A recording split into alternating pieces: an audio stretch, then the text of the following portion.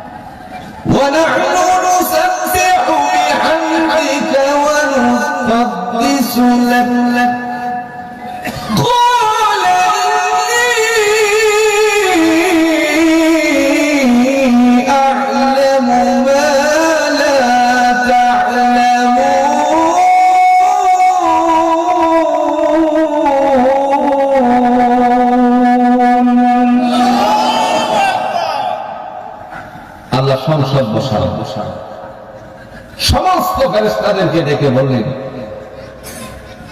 আমি আমার জমিনে দুনিয়াতে প্রতিনিধি সৃষ্টি করতে চাই, খলিফা নিযুক্ত করতে চাই। তোমরা কি বলো? ফেরেশতারা ডেকে বলল, ক্বালু আতাজআলু ফীহা মান ইউফসিদু ফীহা ওয়া ইয়াসফিকু দিমাআ।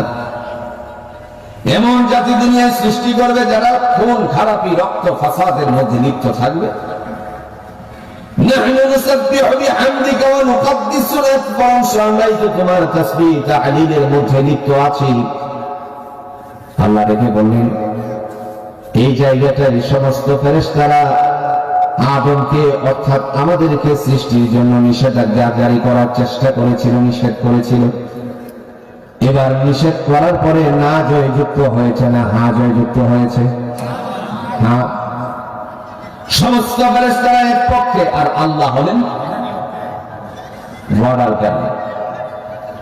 মহান আল্লাহ পাক রব্বুল আলামিন দেখে বলেন, ইন্নী আ'লামু মা লা তা'লামুন।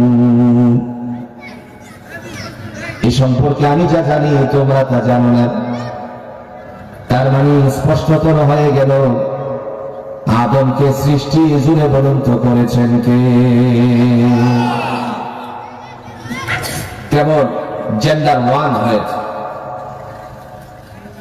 এক লিঙ্গের অধিকারী আল্লাহ সৃষ্টি করেছে। পুরুষের থেকে সন্তান হওয়া কি এটা সম্ভব? কে বলছেন?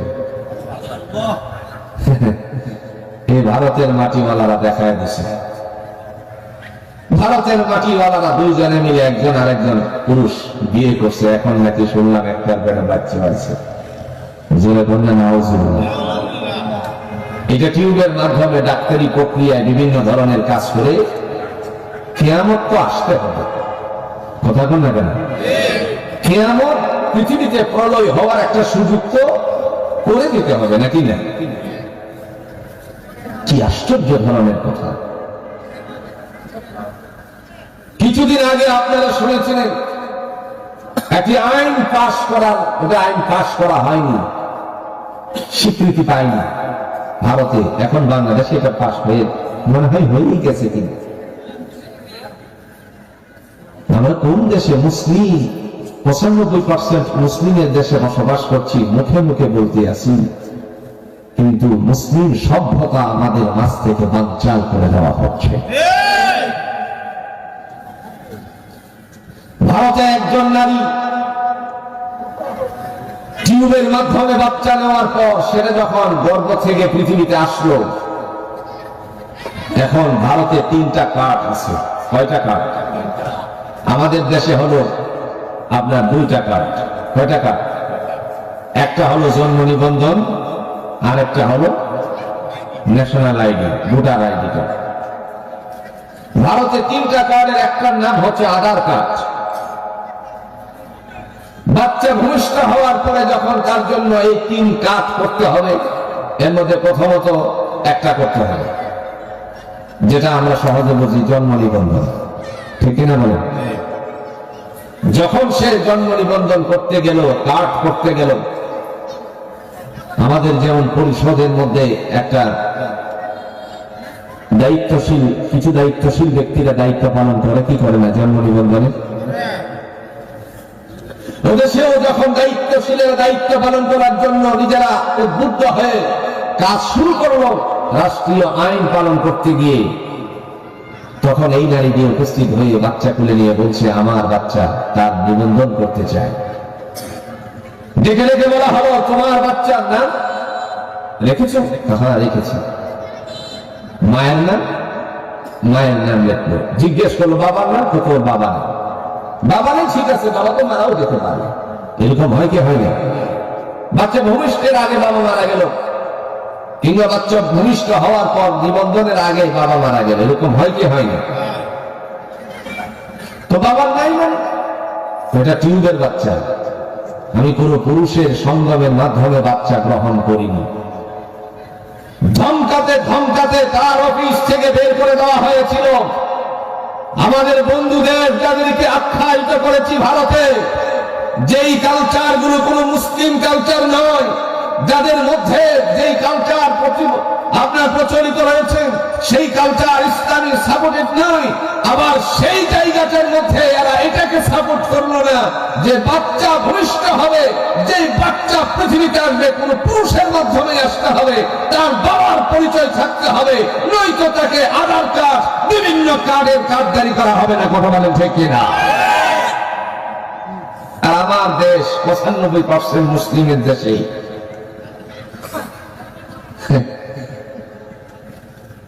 সারা অঙ্গে ব্যথা, ওষুধ দিব কোথায়? এই 95% মুসলিমের দেশে এখন বেওয়ারিশ বাচ্চা গার্ডিয়ান হলো তার মা। আইন করে দেওয়া হয়েছে। কথা বুঝতে পারছেন? পিতার প্রয়োজনীয়তা নাই। পিতার নামের আগে যেখানে পিতার নাম বসবে সেখানে আর পিতার নামের প্রয়োজন নাই, এখানে মাকেই বসিয়ে দিলে চলবে। নাউজুবিল্লাহ বলতেন না? কোনটা নিয়ে আপনি সামনে যাবেন? একটার পর একটা, একটার পর একটা জটিলতা লেগেই আসছে। কথা কোন না কেন? কোরআনুল হাকিমের দ্বারা আল্লাহ রাব্বুল আলামিন বলেন, ইয়া আইয়ুহান নাস, হে মানব সম্প্রদায় তোমরা শোনো, ইন্না খালাকনাকুম মিন যাকারিন ওয়া উনসা, নিশ্চয়ই মানুষকে আমি একজন পুরুষ আর একজন নারী থেকে সৃষ্টি করেছি, বাট কোন মানব থেকে যেরকম বানর থেকে না। যদি এই জমিনের মধ্যে কোন মানুষেরা বানর থেকে মানুষের উৎপত্তি বলে আখ্যায়িত করে, কমলমতি শিশুদের ব্রেনকে ওয়াশ করে আগামী দিনে কোরআন রাসূলুল্লাহর আদর্শ থেকে দূরে ছড়িয়ে দেওয়ার জন্য পায়তারা করে, এ বাংলার জমিনের মুসলিমরা কখনো সহ্য করবে না। কথা বলে ঠিক না? কি বুঝাতে চাও? আমরা আল্লাহর বাণী থেকে বুঝে নিয়েছি আগেই, ঠিক না? মানুষ বানর থেকে উৎপত্তি হতে পারে না। মানুষকে সৃষ্টি করেছেন মানুষ থেকে কে? আল্লাহ। সেই মানুষের নাম কি? আদম। নাম কি? হযরত আদম আলাইহিস সালাতু ওয়াস সালাম। মহান আল্লাহ রাব্বুল আলামিন ডেকে বললেন, ইন্নী জাইলুন ফিল আরদি খলিফা, পৃথিবীতে আমি প্রতিনিধি সৃষ্টি করতে চাই। তোমরা কি বলো? সমস্ত ফেরেশতারা বিরুদ্ধাচরণ করে বলল, قالوا أتجعل فيها من يفسد فيها ويسفك الدماء, এমন জাতি তুমি সৃষ্টি করবে যাতে করে খুন খারাপি, নানা ধরনের বিশৃঙ্খলা হট্টগোলের মধ্যে লিপ্ত থাকবে। নাহনু নুসাব্বিহু বিহামদিকা ওয়া নুকাদ্দিসু লাক, বরং আমরাই তো তোমার তাসবিহ তাহলিলের মধ্যে লিপ্ত আছি। আল্লাহ পাক রব্বুল আলামিন ডেকে বলেন, ইন্নী আ'লামু মা লা তা'লামুন, হে আমার ফেরেশতারা জেনে রাখো, শোনো তাহলে এ সম্পর্কে আমি যা জানি তোমরা তা জানো না। আল্লাহ পাক রব্বুল আলামিন যখন আদম আলাইহিস সালাতু ওয়াস সালামকে সৃষ্টি করলেন, সৃষ্টি করার সাথে সাথে চিন্তা করলেন আমার আদমকে কিছু কৌশলগত বিদ্যা দেওয়া উচিত। আমি যে আদমকে শ্রেষ্ঠত্ব দান করব। সবাই বিরুদ্ধাচরণ করেছে। এই বিরুদ্ধাচরণের কারণে আল্লাহ পাক রব্বুল আলামিনের পক্ষ থেকে চিন্তা করলেন আদম আলাইহিস সালামকে তাদের উপরে কিছু শ্রেষ্ঠত্ব দেওয়া উচিত। এরই লক্ষ্যে তিনি ডেকে বললেন, আমি আমার আদমকে সমস্ত কৌশলগত বিদ্যা শিক্ষা দিলাম, আর তাদেরকে ডেকে বললাম তোমরা এই সমস্ত নামগুলো উচ্চারণ করো। আমার ভাইরা, আপনারা বলুন তো, আল্লাহ যদি কাউকে কিছু না জানান, সে কি সে সম্পর্কে কিছু জানে নাকি? একটু যখন জানে না। মহান আল্লাহ পাক যদি মানুষকে কিছু না জানান, সেই মানুষ সে সম্পর্কে কিছুই জানে না। কারণ এই কৌশলটা কার? একটু যখন কৌশলটা কার? আল্লাহ পাক। মহান আল্লাহ পাক রব্বুল আলামিন ডাক দিয়ে বলতেছেন, হে জগতের মানুষেরা শোনো তাহলে, আমি আমার আদমকে সৃষ্টি করলাম, আদমকে সৃষ্টি করে চিন্তা করলাম তারে কিছু জ্ঞান শিক্ষা দিই। এই জ্ঞান শিক্ষা দিতে গিয়ে মহান আল্লাহ সুবহানাহু ওয়া তাআলার পক্ষ থেকে ডাক দিয়ে বললেন, ফেরেশতাদেরকে এই সম্পর্কে কিছু ধারণা দেওয়া উচিত। তোমরা বলো তো এই নামগুলো কি হতে পারে? আল্লাহ ফেরেশতারা বলল, আল্লাহ তুমি যদি আমাদেরকে কিছু না জানাও, আর আমরা অ্যাডভান্স হয়ে কিছুই জানতে পারি না। কে বলেছেন? একটু যেরকম ফেরেশতারা বলছেন কিনা? আল্লাহ বলতেছেন, জিজ্ঞেস করা হবে।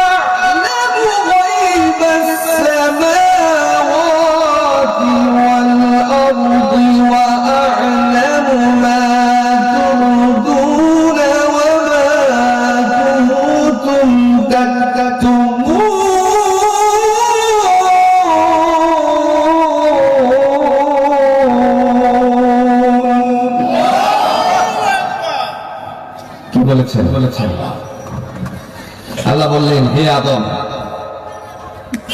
ফেরেশতাদেরকে বলে দাও এসবের নাম যেন তারা বলে। আচ্ছা বলেন তো, আল্লাহ যদি না জানায় ফেরেশতারা বলতে পারবে? এই আয়াতে কারিমার দ্বারা আল্লাহ শুধুমাত্র আদমের শ্রেষ্ঠত্ব বোঝানোর জন্য ফেরেশতাদের সামনে উপস্থাপন করেছেন। সুবহানাল্লাহ। আর আকাশ এবং জমিনে যা কিছু আছে এই সব বিষয়ে জ্ঞানীকে, একটু জোরে কোন জ্ঞানীকে? আদম আলাইহিস সালামকে আল্লাহ কৌশলগত কিছু বিদ্যা শিক্ষা দিলেন, কারণ আমরা এসেছি এক পুরুষ আর আরেক নারী থেকে। কে বলেছেন?